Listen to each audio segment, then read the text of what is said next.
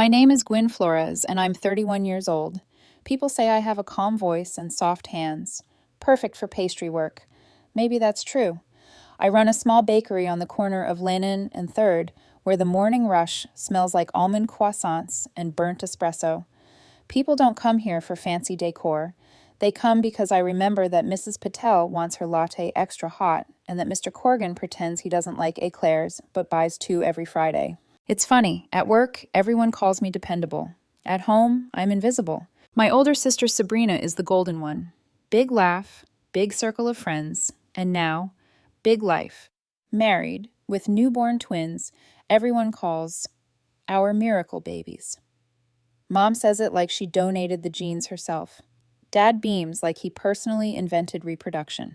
And me, I'm the quiet daughter, the one who blends into door frames and pays for what other people forget. That morning started like every other Sunday breakfast, the one Mom insists we have together because family is everything. I brought cinnamon rolls from the bakery, still warm. Mom poured coffee with her jaw tight. Dad read the local paper like it was still 1998. Sabrina scrolled silently through her phone, her twins propped in matching onesies that said copy and paste. I was halfway through my first bite when Mom said it, so casually you'd think she was announcing the weather. Your sister's twins will be using your old room, Gwen. They need more space to grow. I blinked. My room? She nodded, already stirring her coffee. You're barely home anyway. You practically live at that bakery. It's selfish to keep a whole room empty. Before I could answer, Dad slammed his glass down so hard the milk jumped. Agree or get out of this house, he said. The twins flinched. My heartbeat stuttered.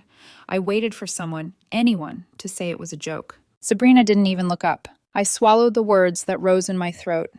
Okay, I said finally, my voice smaller than I meant it to be. Mom exhaled like the matter was settled. Good.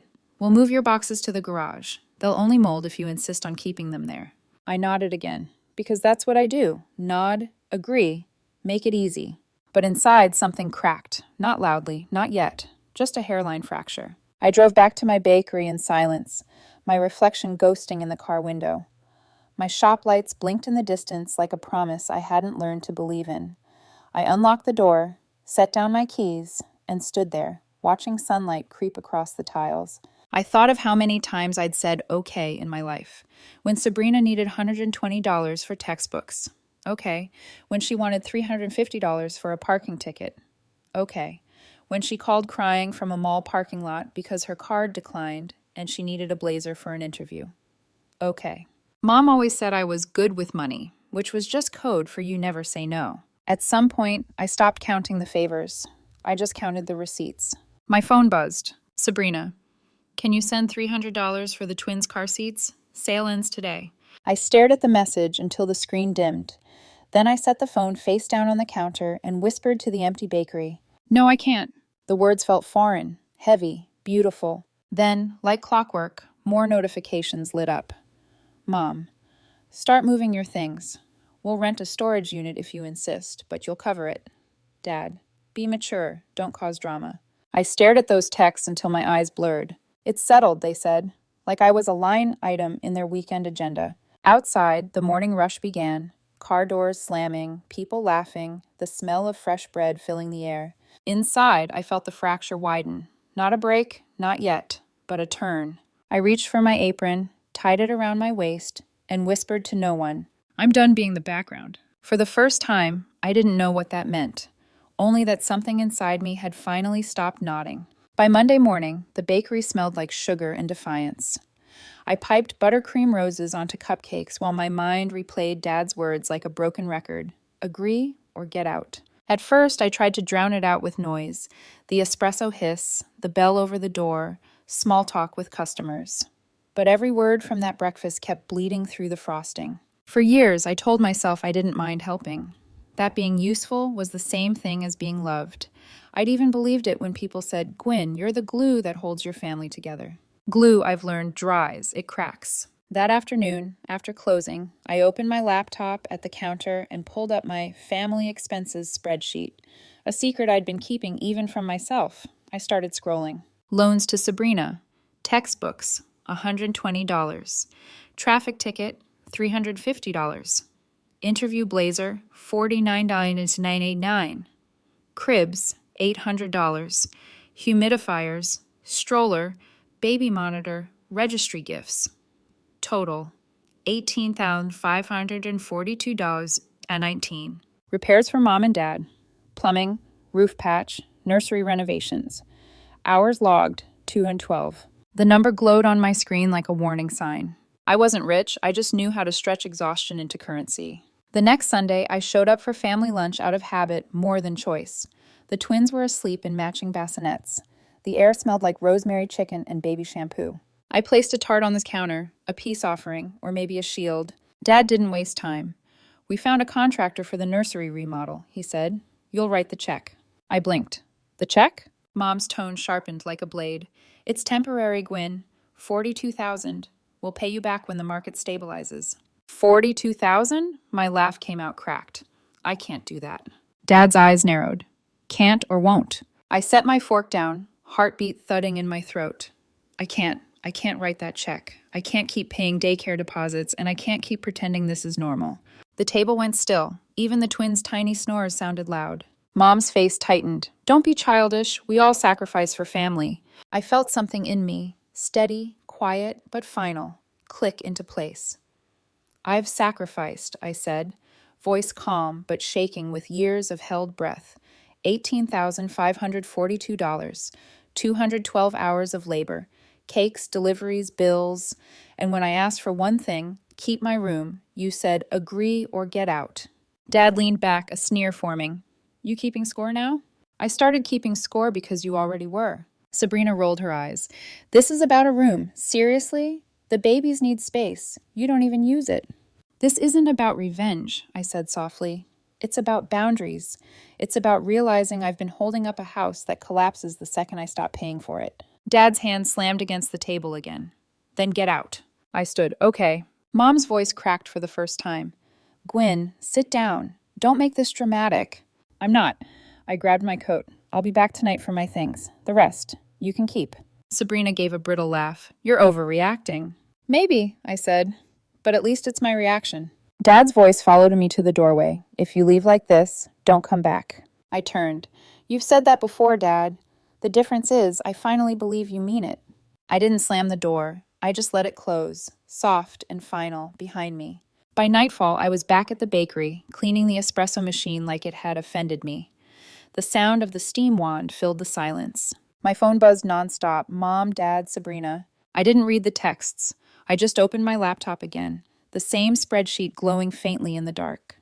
The totals looked different now, not numbers anymore, less like losses, more like proof. For years, I'd believed my worth was measured in what I gave, but maybe it was finally time to measure what I had left. Then, almost on instinct, I clicked open a new browser tab and typed, "Houses for sale near Lennon Street." The first listing that appeared made me sit upright. 3-bedroom, sunlit kitchen, backyard with lopsided fence. And just below the photo, the address. Next door to my parents. The price made my stomach twist. High, but not impossible. I stared at the listing until my vision blurred and whispered to the empty bakery. Maybe peace just needs its own address. I didn't plan it. Not really. But 2 days after that dinner, I was sitting in the back office of my bakery, staring at the real estate listing again. My cursor hovered over the contact button like it was a detonator. Every rational thought said no. My checking account said definitely no. But something quieter, something that sounded like survival, whispered yes. I called the agent. "Hi," I said, my voice trembling only slightly. "I'm interested in the property on Willow Court." There was a pause, then a cheerful reply. "Oh, the one next to the Flores residence?" "Yes," I said and smiled to myself. "That's the one." For the next 48 hours, my life became a blur of signatures, wire transfers, and late-night coffee. I told exactly 2 people, Jade, my assistant baker, who teared up and said, "About time, Gwyn," and Ethan, my boyfriend, who was supportive but cautious. He came by that night, leaning against the counter while I boxed pastries for a catering order. "You're buying a house next to them?" he asked. "Are you sure that's healthy?" I smirked. "Who said it's about them?" He raised an eyebrow. "It feels like a statement." "It's not," I said. "It's a boundary with a view." He laughed softly, but there was concern behind it. "I just don't want you to do this out of anger." I stopped tying the pastry box and looked up. "Ethan, this isn't anger. This is gravity. Everything that's been pulled out of me, I'm finally pulling back." He nodded quietly. Okay. Then promise me, this isn't about watching them suffer. It's not, I said. It's about watching myself heal. 3 days later, I stood in the middle of my new living room, surrounded by sunlight and the faint smell of dust and pine. The house wasn't perfect. The wallpaper peeled in corners, the floors creaked, and the sink dripped like an impatient metronome. But it was mine. I walked to the window, and there it was, the house I grew up in. Mom's hydrangeas along the fence, the curtain I knew by heart. For the first time in years, I looked at it not as home, but as history. When the locksmith handed me the new keys, he said, "First time buying alone?" I nodded. First time buying peace. That night, after unpacking what little I had, a folding chair, a pillow, and a half-empty bottle of Chardonnay, I sat on the floor eating cold pizza from the box. My phone buzzed every few minutes. Mom, you're making a scene. Dad, so this is revenge? Really, Gwen? Sabrina, you humiliated us. People are talking. I turned the phone off. Outside, a breeze brushed against the window, rattling the blinds. I took a slow sip of wine and whispered, "Let them talk." The next morning, I woke early. The house was silent except for birdsong and the hum of the refrigerator. I brewed coffee, stepped out onto the small front porch, and watched the sunrise. At exactly 7:02 a.m., I saw movement behind the familiar curtains next door. Then Mom's robe appeared at the door. Her jaw dropped when she spotted me. "Gwen," she called out, voice sharp with disbelief. I smiled. "Good morning, Mom." She blinked like she didn't understand the language. Dad joined her a moment later, barefoot, newspaper still in hand. "What are you doing here?" "Living," I said simply. It took only a few hours for the news to travel through the family. Aunt Nora texted, "Your mother's hysterical, but I'm proud of you." Uncle Ted added, "Bold move, kid." By noon, Ethan stopped by with groceries. He looked around the empty space, hands on his hips. "You really did it." "Yeah," I said, smiling faintly. "Guess I did." He grinned. "So, how does it feel?" I thought for a moment, like standing in the eye of a storm I used to live in. He reached for my hand. "That sounds peaceful." "It is," I said. "Strange, but peaceful." That afternoon, Dad came by alone. No warning, just the sound of the screen door squeaking open. He stood on the porch, arms crossed. "You think this is funny?" "No," I said quietly. "I think it's closure." He scoffed. "You bought a house to spite your sister." "I bought a house because you told me to get out," I said. "So I did. I just didn't go very far."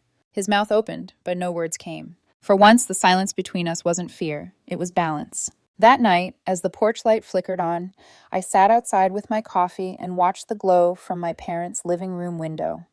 The same glow I used to chase as a child. Now, I didn't need to chase it anymore. I raised my mug slightly and whispered into the fading evening, "Good night."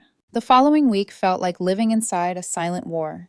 Every morning, I'd step onto my porch with a cup of coffee, and every morning, I'd feel the weight of the blinds twitch next door. Sometimes it was Mom's face, half hidden behind the curtain.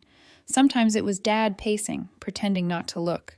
And once, Sabrina's stroller appeared in the yard, before vanishing as soon as she realized I was outside. No one spoke to me, no one waved, so I did what neighbors do. I smiled, raised my cup, and said, "Good morning." The first few times, it made them freeze. Then, slowly, it started to sting less. For me, not for them. By Thursday, Mom cracked first. She appeared in her robe, holding a mug that said "World's Best Grandma." "Gwen," she called, voice high and trembly. This is childish." I sipped my coffee. "Good morning to you, too." "Don't you mock me." "I'm not mocking, Mom. I'm being polite." Her eyes glistened. "Do you have any idea what people are saying? That you bought a house just to make us look bad?" I tilted my head. "And does it make you look bad or just accurate?" Her mouth opened, then closed. She didn't answer. Before she could, Dad appeared at the door. "Inside, Marjorie." Then he turned to me. "You've embarrassed this family enough. Congratulations." "Thanks," I said evenly. "It's nice to finally accomplish something you noticed." He muttered something under his breath and slammed the door. The sound echoed across both driveways. But instead of flinching, I laughed. Softly, freely. For the first time in years, their noise didn't reach me. 2 days later, Sabrina showed up, stroller in tow, anger disguised as concern. "You're insane," she hissed, stepping up my walkway. "You embarrassed Mom. She's barely sleeping." "I'm sure she'll manage. She always does," I said, leaning against the doorframe. "Do you have to live right next door? It's petty." "Petty?" I smiled faintly. "You took my room. I took proximity." Her eyes narrowed. Dad says you're cutting us off. No more help with the daycare. No more money for... Correct, I interrupted. I'm paying what I owe. Mortgage, utilities, payroll, that's it. So, no daycare help? She repeated. No, she scoffed. Wow, enjoy your empty house, Gwyn. I will, I said calmly. And you're welcome to visit. Just text first. No requests attached. Her mouth opened to fire back, but I closed the door before she could. That evening, Ethan stopped by after closing the bakery. He looked around at the half-painted walls and the stack of unopened boxes. This place is starting to feel like you, he said. Quiet and slightly unhinged, I joked. He smiled. No, grounded. We sat on the floor, sharing takeout, and I told him about the encounters with my family. He listened without interrupting, just tracing circles on my wrist with his thumb. You know, he said eventually, you could stop saying good morning. They don't deserve your peace. I shook my head. It's not for them anymore. It's for me. I spent years speaking only when they needed something. Saying good morning is practice. It reminds me I can talk without giving. He kissed my temple. You're different now. I'm trying to be. By the weekend, my phone was a flood of guilt. Mom sent essays disguised as texts. Family is forever. This is just a phase. Your sister's struggling. You'll regret turning your back. Dads were colder. Grow up. You're ungrateful. I didn't reply to any of them. Instead, I woke up Sunday at 6:45 a.m., brewed coffee, stepped onto my porch, and watched their curtains move. At 7:02 sharp, their door opened. The whole family this time. Mom, Dad, Sabrina, and the twins in their stroller. They stood on the porch like a jury. I smiled, lifted my mug, and said warmly, "Good morning." They didn't answer. But as I turned to go inside, I caught Dad's voice, low but weary. She's really doing it, isn't she? Mom sighed. She'll get over it. I closed my door softly and whispered, not this time. By Tuesday, the silence between our two houses began to feel less like tension and more like a ceasefire. I spent my days baking, experimenting with new recipes, humming to myself between batches of croissants. And every morning, I stood on that porch, coffee in hand, the same ritual. Good morning. Sometimes they watched, sometimes they didn't, but every time I meant it a little more. Because peace, I was learning, doesn't need permission. By the second month, silence had taken on a shape. It wasn't the sharp kind anymore, the kind that cuts when no one calls or answers. It was softer now, almost like breathing room. The bakery thrived. People noticed I looked lighter, even laughed more. I hired a second assistant, started offering baking classes for kids on weekends, and for the first time in years, I didn't feel like I was running from exhaustion. On a quiet afternoon, while the ovens hummed and sunlight streaked through the window, a woman walked in, slender, confident, with auburn hair tied neatly. Hi, she said, smiling. Is Gwyn here? I am, I said, wiping my hands on my apron. She extended hers. I am Lila Marin, Ethan's ex. I blinked, not the visitor I expected. I heard about your bakery, she continued. He mentioned it when we ran into each other at the bookstore. Said you make the best almond croissants in the city. I hesitated, then smiled politely. That's very kind of him. She looked around the shop, her gaze lingering on the family photos near the counter. He also said you're learning to say no. I laughed, startled. He told you that? He said it like a compliment. Her smile softened. For what it's worth, I think that's the hardest art to master. There was no jealousy in her tone, no subtext, just honesty. She bought a box of pastries and left me with a simple sentence I couldn't stop thinking about. Boundaries don't mean you stop loving people. They mean you start loving yourself, too. A week later, Mom sent a photo of the remodeled nursery. Gray walls, 2 cribs, matching mobiles. Her text read, See, they needed the space.